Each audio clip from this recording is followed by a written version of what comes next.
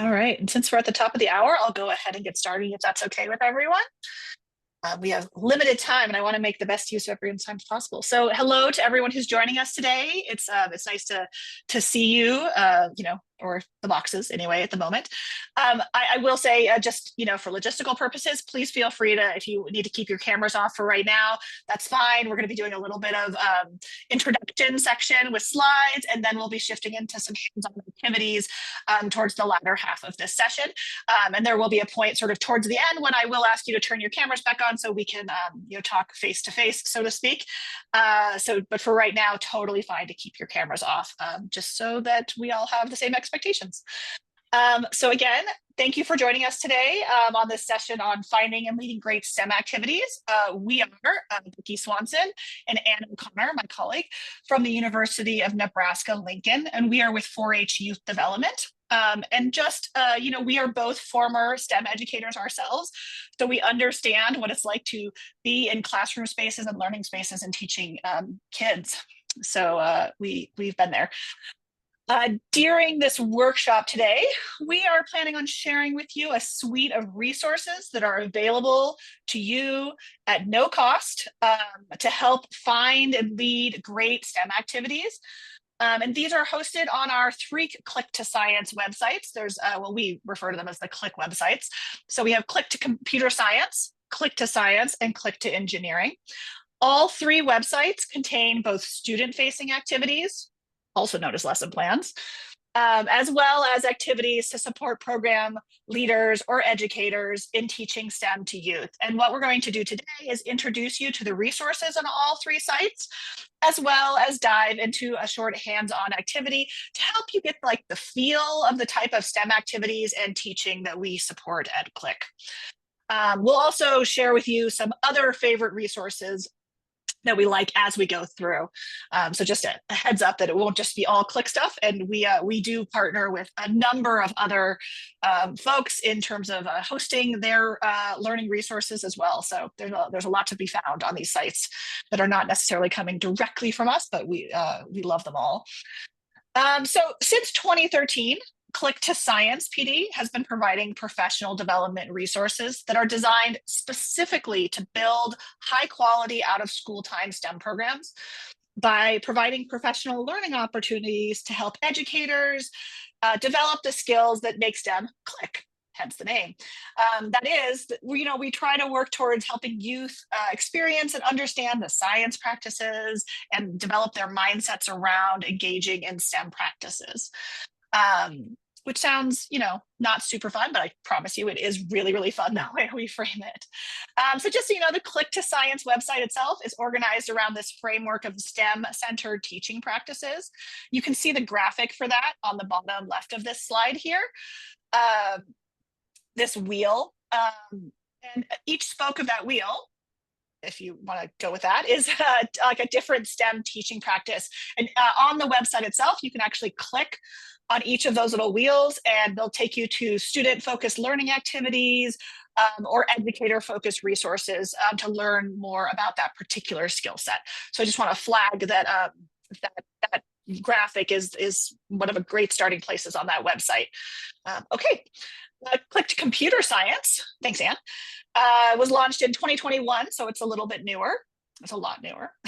And this site is really interesting because it's really focused on the intersection of computational thinking and positive youth development, which is, of course, if you're familiar with 4-H, the learning framework behind 4-H, that positive youth development.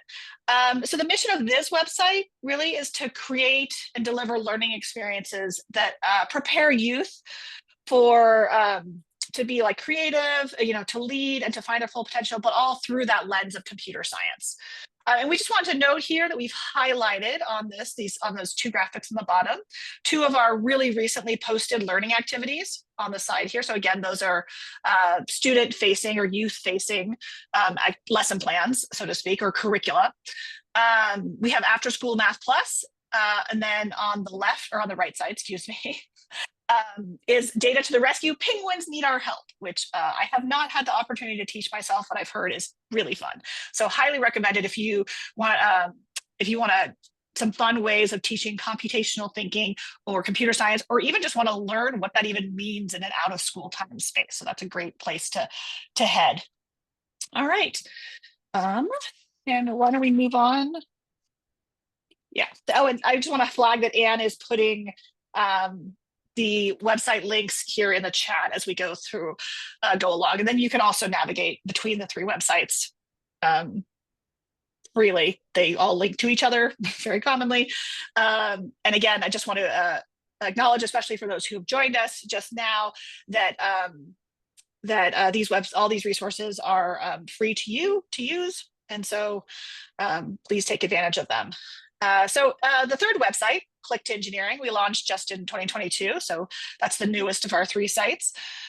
And that's really support out of school time engineering education and educators' professional learning opportunities around leading engineering activities, which we found is one of those areas that especially newer staff may be a little hesitant to dive into if they don't feel like they know enough about engineering. So this, again, both has learning activities that will you can use to, with youth, so student facing or youth facing learning activities, and then also lessons that you yourself as a program leader or as a student facing staff member can use to develop your own ability to teach engineering and learn about engineering in really super fun and friendly ways, honestly, and in really like kind of bite-sized pieces. 15, 30-minute sessions at most will help you move you along. So on this site, so the hands-on activity, I just want to clarify, especially for those of you who may have joined us, we're going to be doing a hands-on activity today. And the one we are doing today will be actually from this site, from the Click to Engineering site. And I also want to highlight that one of the reasons we chose the activity we're going to be doing today is because it can be used both as a youth-facing activity, so something you can implement in programs and teach with kids and do with kids, or it can also be a professional learning activity to help you or staff, if you happen to be a program leader, to start diving into engineering, so to speak. So it's a really great activity on both sides of those things. So yes. Anne, is there anything that you'd like to add that I didn't clarify? Nope, I think you covered everything. Great. And since I know we've had some people joining us while I've been introducing the three websites, Click to Engineering, Click to Computer Science, and Click to Science, I'll just state again that it's totally fine if you'd like to keep your cameras off for now while we're sort of doing these just like overview section. And then in a little bit, we'll be switching over to our hands-on activity, which I know sounds weird because we're in a virtual environment, but I promise you we will be doing this, and it'll be fun. And then at some point later, I'll be asking you to turn on your cameras to interact with us and other folks more in depth. Okay, so let's go to the next screen, Anne. So let's talk before we go into our hands-on activity about this engineering mindset, just because we happen to choose an engineering activity today. And I'd like to ask you, what does this mean to you? So take a minute here, jot down some notes for yourself if you'd like about what you think. What is an engineering mindset? What does it mean to think like an engineer? And what I'd like you to do is, jot down some notes if you just want to think through it first. But then when you have a second, please jump on to mentimeter.com and add your answers in there. And you can do that two ways. You can either go to mentimeter.com on your computer and type in this code that's on the bottom of the screen. It's 24242634. Or you can use the QR code and do it on your phone. And it's a really easy interface. You don't have to log in.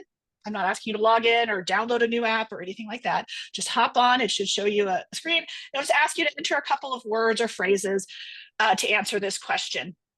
And while you're doing that, I'll just say one of the fun things about this, I've been asking this question at workshops for, a while now, over a year, easily, probably close to 2 years now.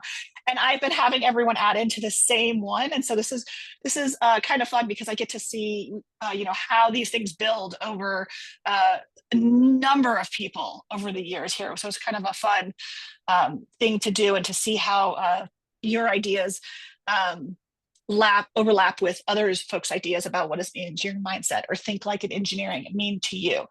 So yeah, feel free, jump in here. I'm just going to give you about 60 seconds more, and I'll be quiet for those 60 seconds.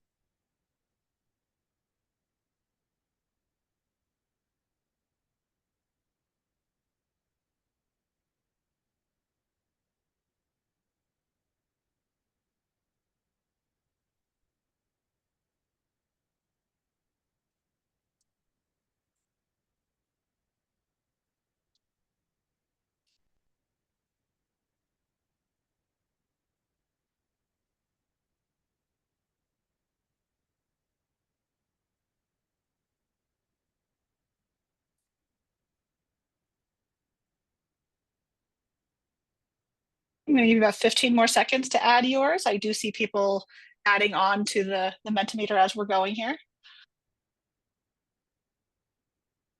And can I ask you to stop sharing so that I can show? Would that be okay? Sure. For just a moment? Thank you. I'm going to share the live results here. Okay, so hopefully everyone can see it. Yes, and Heather, give me Yes. thumbs up. Okay, Yep, thank yeah. you. All right, so yeah, so this is popping up, and I can see we have 37 responses now, which is actually lower than I thought it was going to be. I'm wondering if I grabbed the wrong one, but that's okay. So you can start to see the words that are most commonly entered, of course, right? And I'm sorry, I'm staring at a different screen while I'm talking to you. So we see creativity, problem solving, innovative, problem solver, building coming up as the highest, most common answers, right? And agree, those are all things that we talk about in engineering, right? It's really about problem solving, about innovating things, creating things to solve problems for humans. That's what engineering is all about. So thank you. All right, I will go ahead and stop my share. Thank you so much to everyone who answered.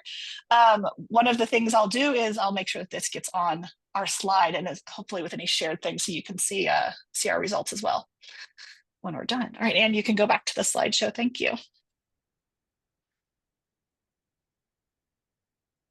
That's an older one. So that was before you guys jumped in, but look how much you overlap with an older version of this. You can jump to the next slide. Thanks. Oh, and thank you for the folks who are putting things in chat too. I appreciate that.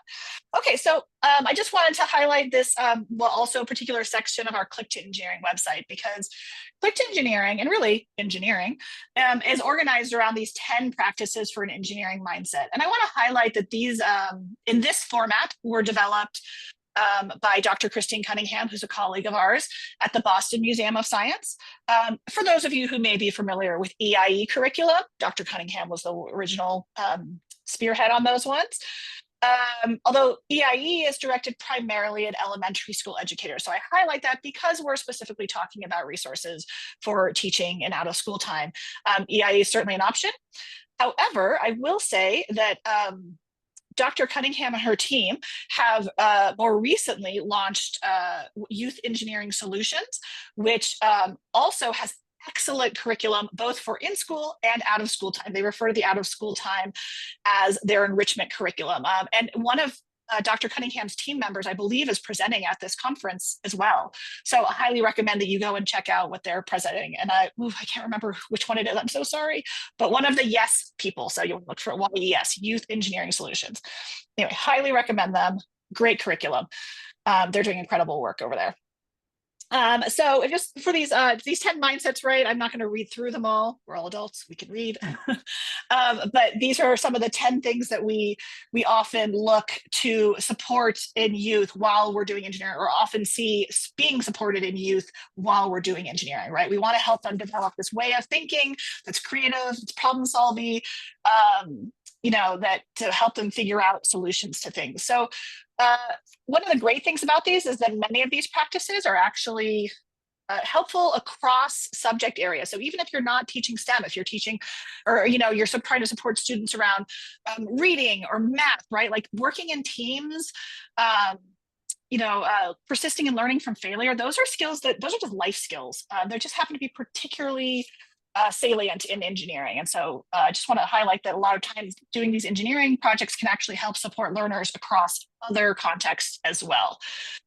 And then the other thing is that, when we know that when we're working with programs around supporting youth in developing this engineering mindset and in doing engineering, we really want to be creating experiences where young people actually get to do these things, where they get to do the work of engineering and they get to be engineers. And I don't say that lightly, like we're putting on lab coats, kind of, pretending or play acting. I really mean like when they are creating things, they are actually doing engineering.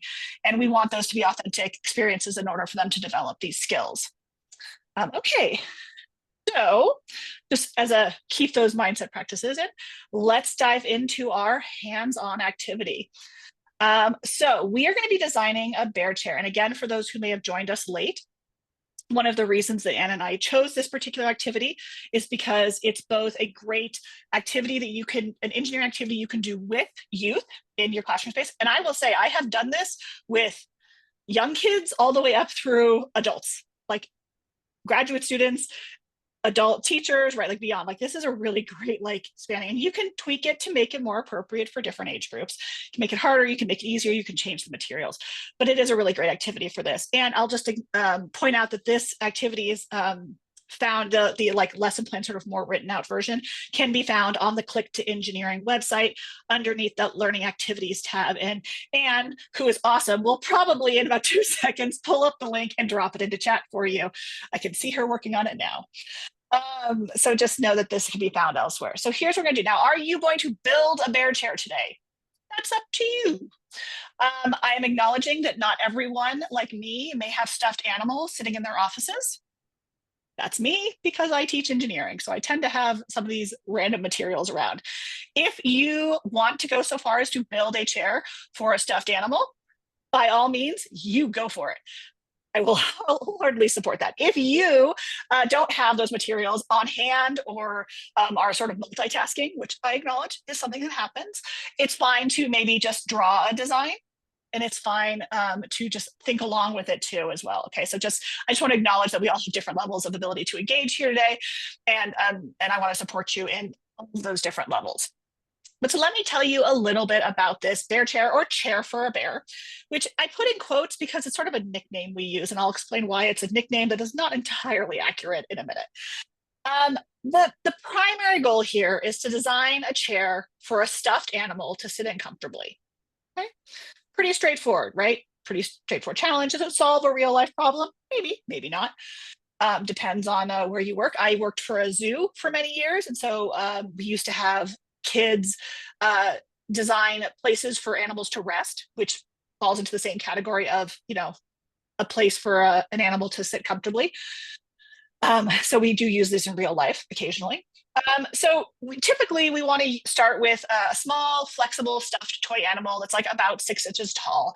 And we started these with teddy bears, which is why it's called teddy bear.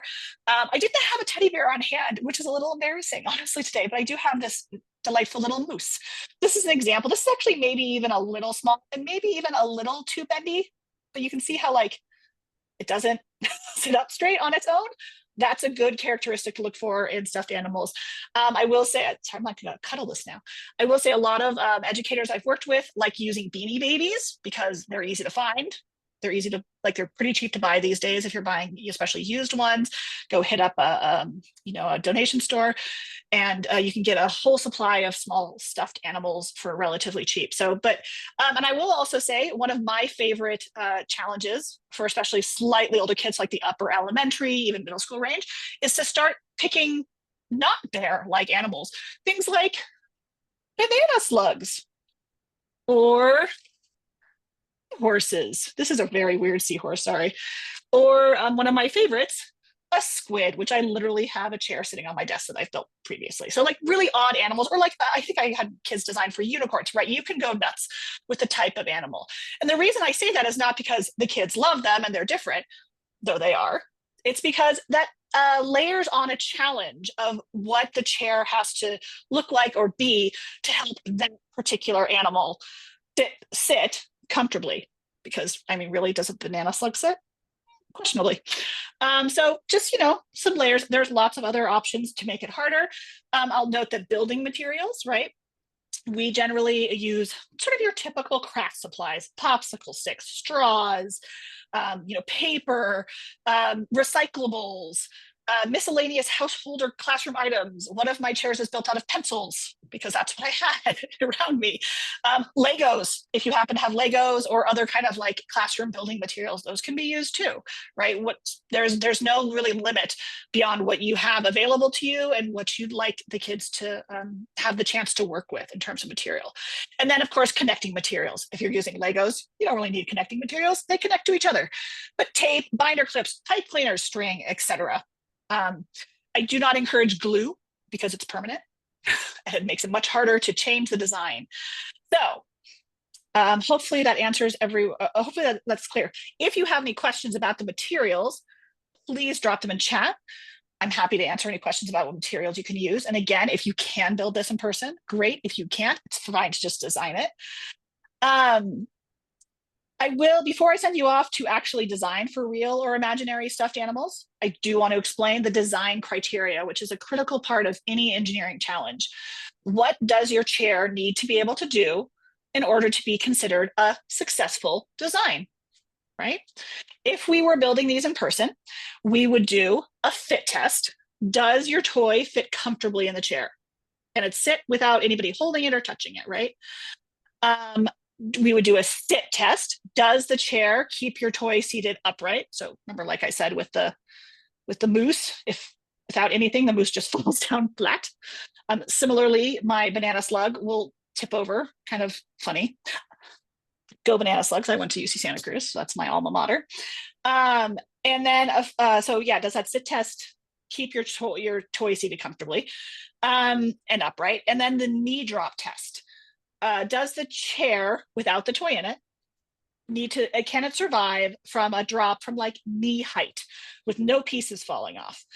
I will flag that I change that height depending on who I'm working with. So often when I'm working with adults, I'll say it has to survive a waist height drop. When I'm working with, say, first graders or preschoolers, I'll say it has to survive like a knee, a preschooler knee, or like maybe my shin or ankle, right? So I can kind of change that height depending on who you're working with and what's appropriate and what materials you have. So just flagging that.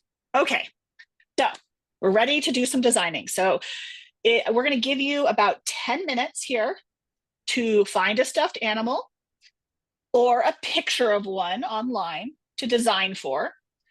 And at the 10-minute mark, we're going to call you back. It's okay if you're not done. It's what I call a mid-design check. So we're just going to touch base the 10-minute mark and chat through what we're doing, and then we'll keep going. And so I just want to flag that I would love if anybody would be willing to share at that mid-design check-in. And we'll see how that goes. We might split into breakout rooms to do that mid-design check-in, but we'll see how we're doing. So 10 minutes, we're going to stop talking. Feel free to keep your camera off. Start designing, throw any questions in chat. I'm not going anywhere. I will be here, happy to answer questions. All right, happy building and happy designing.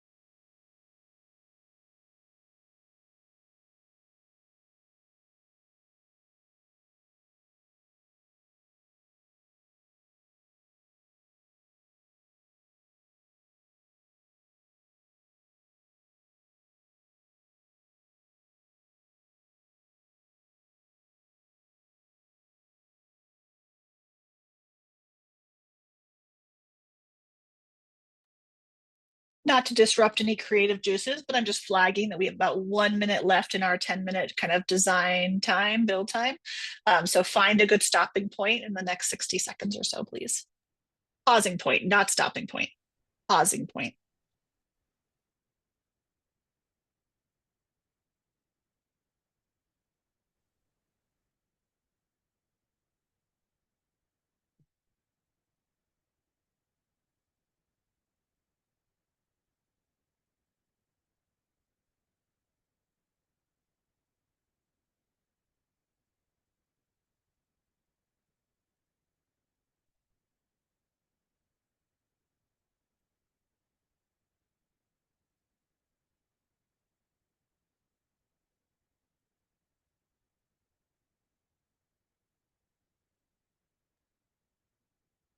Okay.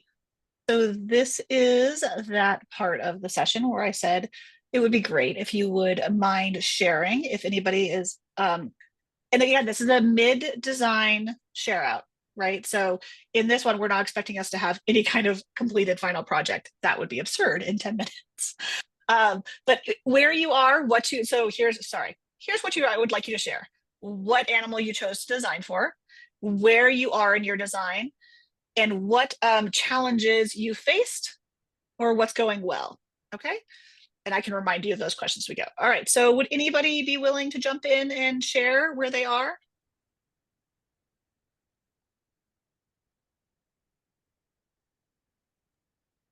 I could hop in. So Great. Thank you, Heather. was fortunate to be working from home, so I have my daughter's toys and lots of things running around. I had a selection of ones, so I picked one that did not have a tail because that was a big kind of constraint to sitting down in a chair. Could you hold that up for a second so we can all I see don't know it? if it's an animal, but it's a little doll. Doesn't matter. And so Perfect. then I Thank also you. had a little like a pencil, some tape, Oh, and little blocks thingies. So I started with the pencil and then tried to put the doll on, and then it was counterweighted the wrong way. So I had to add a little more support on the bottom. So that went tip backwards. I don't think it's the most comfortable chair, but it does the job. so I heard that you use materials that were around you. I heard that one of the challenges was that it was tipping. Yep. And then so you were adding a counterweight. Very cool. Okay. And then if you were going to do more, what would you do? Like what would you add to it? I think for comfort, because right now there's the usability of it is just you're straddling a thin block. So designing it to be more user friendly. And do you think if we were to test this right now at this point, with the acknowledgement this is the middle of the design, would it pass your fit test? It sounds like no, the toy doesn't particularly sit comfortably in it. Yeah, would you agree with that or no? It sits on it, but I don't know if it would be. I would not let it be the toy. Yeah. What about does it fast pass the sit test? Does it keep your toy seated upright? Yes. Okay, and then what about the ankle knee drop test? If you were to drop it, would anything fall off? If I could find one more pencil, then I would tape it through and it would not fall off. I think it'd be secure. So it sounds like this is a materials challenge more than a design challenge, yeah? Yeah, or if I wanted to use my whole roll of tape, I think it would work, but I'm down to the last bit.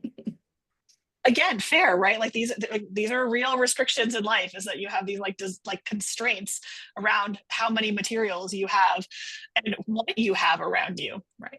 I mean, I think we've probably all been in classroom spaces where youth are like, well, I want to, you know, XYZ specialized piece of material. And you're like, I don't have that. So you're gonna have to make do, right? We all could only have everything. Thank you so much for sharing, Heather. I really appreciate that. Would anybody else be brave enough to share? Or willing.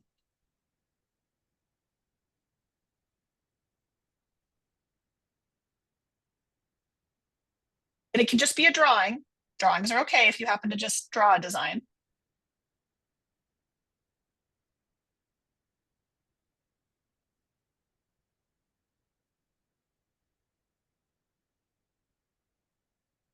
Nobody? Okay.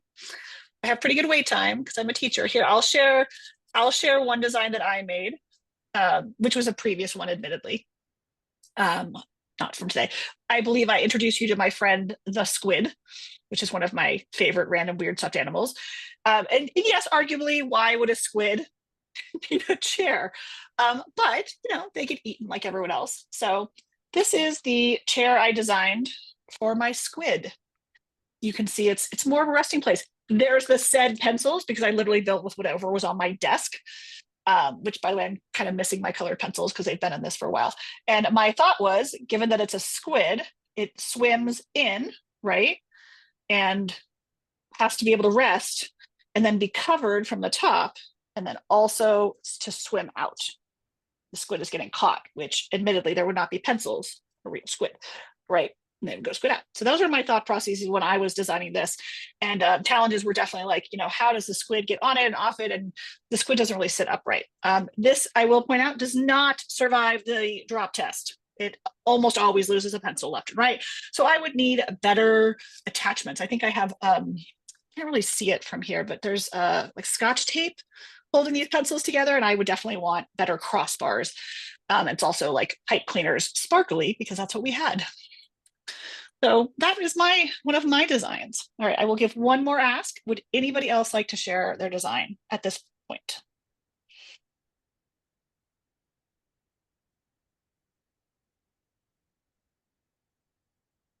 Okay, well then given the time, I'm going to keep moving along. And if you wouldn't mind putting the slideshow back up and starting on slide 11. Okay. Thank you.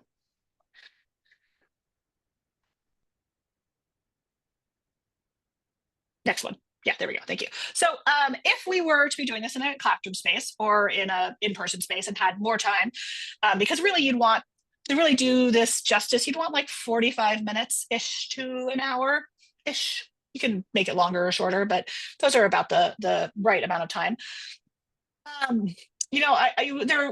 some point you'd have a chance to go from mid-design here to going back and adding things, right? I certainly could make mine better. It sounds like Heather had some ideas about continuing to improve her design. We could all do that. You'd want to give them like maybe another 10, 15, 20 minutes if they're kids, especially. And then you want to circle it back up and have a sort of a final reflection, right? Like what materials did you use? These are just some questions that I might ask kids at the end or ask adults. Did your final product actually reflect what you'd originally imagined? What were some of the challenges you encountered? Did it pass those tests? You heard me asking Heather some of those questions. If you were going to make this again, or if you're going to continue, what would you do differently, right? Like I definitely would design mine differently for sure. So these are just some reflection questions that you can ask. But I highlight this because one of the things that are really important while kids are actually designing is what are the questions that you ask them while they're working that help move them along. I think we've all had experiences probably where kids get frustrated and they want to give up, or they just want to like throw away their design, or they're looking at other people's designs. They're not really thrilled with how theirs is turning out, or it doesn't match their vision that they have in their head, right? Because that can be a challenging thing, especially with the younger kids who don't have maybe the building skills quite, or the materials. And so one of the things that I always want to bring up is what questions might you ask or say to youth while they are working on activities? So Anne, you can switch to the next slide. Thank you. And what I'd like you to do here is take just a minute here, like 60 seconds, to think about what are some possibilities, like literally what are some questions that you could ask youth while they are working on this activity. And then what I'd like you to do is type it into chat, but not hit enter yet, right? And so after this, I want everyone to have a chance to think of the questions independently. What would, based on your own experience teaching these kind of creative activities in classes, type your questions that you would say to youth while they were building to help support them, and put it into chat. Don't hit return, and in 60 seconds I'm going to ask everyone to hit return at the same time or enter at the same time so we can see all the questions. It's called a waterfall chat in case you've never experienced it. Super fun. All right, 60 seconds. What are the questions that you would ask youth while they are actually designing?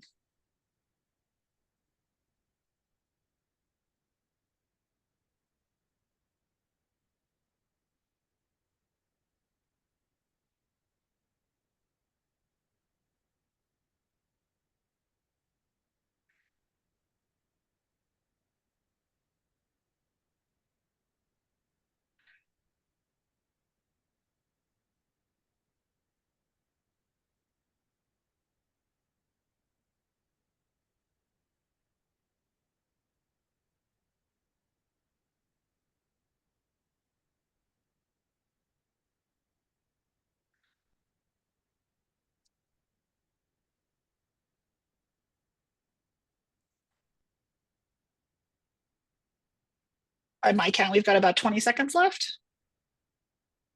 Get those typed in, but don't hit enter yet.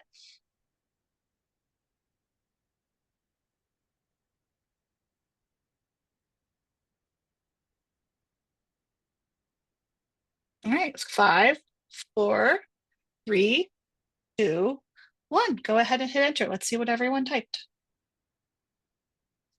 All right, I'll give everyone just a minute to scroll through questions while I also want to read through them. These are great. I'm going to read them out loud because I know the recording doesn't always capture the chat. So what challenges are you having with your design model idea? What is your process to getting a final product? Nice. Are you a trial and error type of experimenter? Ooh, that's a great question. Why are you using the materials that you have chosen? How are you going to make sure that your animal stays upright?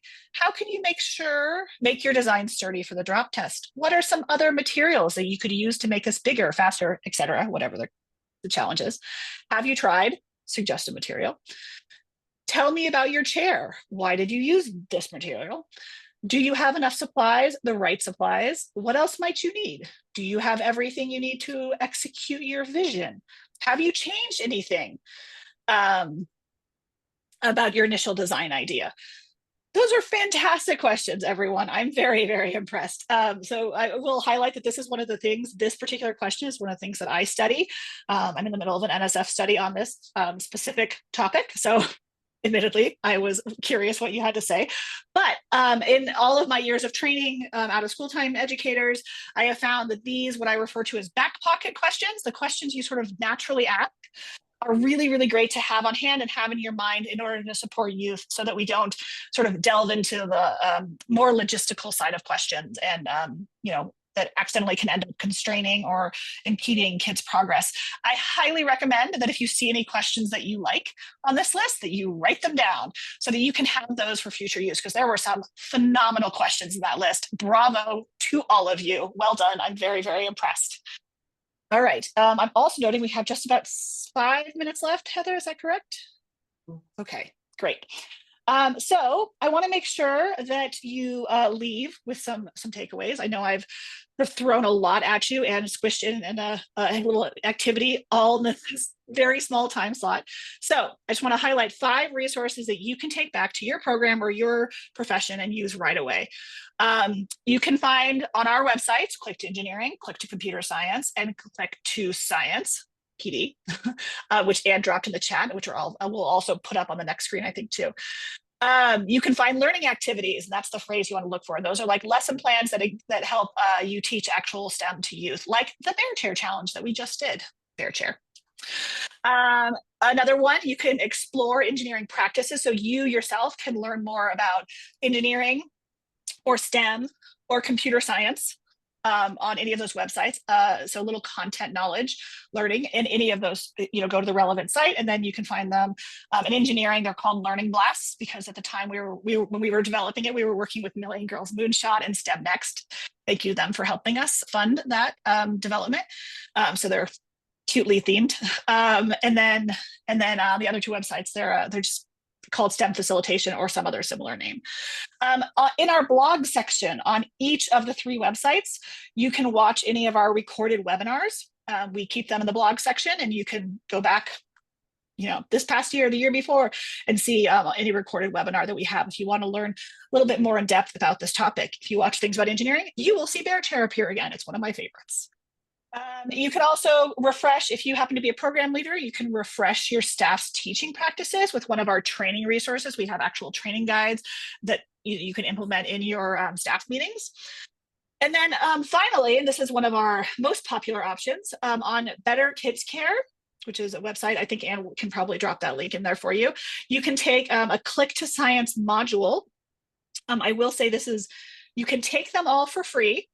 But if you want to get sort of the certification or digital badge for it, I believe it costs $5, Anne? Yep, that's yes, correct. And these do count as professional development in 49 states, I believe. Yep. 48 right. states, in many, many states that actually counts towards your ECE credits or professional development credits. So just note that resource is available for very, very low cost. And one of the most popular of those is the one about asking purposeful questions, which is directed at science, but instead of engineering, but is an excellent resource and one of, like I said, one of the most popular ones. So those are 5 resources you can take away today and go help you implement engineering in your classroom. With just a few minutes left here, I just want to highlight, and you can go to the next one. Thank you. If you want to reach us, there's my email address, Rebecca Swanson at unl.edu. I'm pretty easy to find. You can also just type my name into Google and it'll pop up. Those are our 3 websites, click2sciencepd.org, click2computerscience.org, click2engineering.org. And if you liked the information you heard, I just want to highlight that we are about to launch a whole bunch of new stuff in the next 6 months, Dan? Is that fair? Yep. And if you want to keep yourself updated about our new resources that we're going to be creating and then launching here soon, please go to any of those 3 websites, scroll to the bottom of any of the pages, I believe, and sign up for our newsletter at the bottom of those sites, and you'll get I believe we send out like a monthly or quarterly newsletter is the timing on that. It's not a lot. We definitely are not sending you things daily. It's fairly infrequent, and we really try to highlight the things coming on.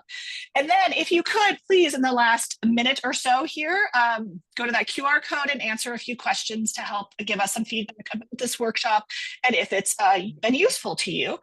And thank you so much all for spending a little bit of your time with us today. And we very much appreciate it and welcome any feedback or questions or future contact. Please feel free to reach out to us. And thank you to Heather for running this whole show, and to Anne for my slideshow. I appreciate it. Thanks all.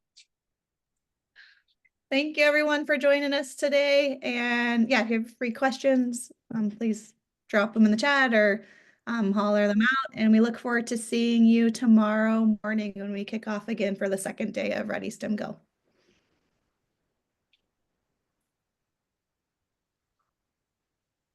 Thank you, everyone. Have a good day.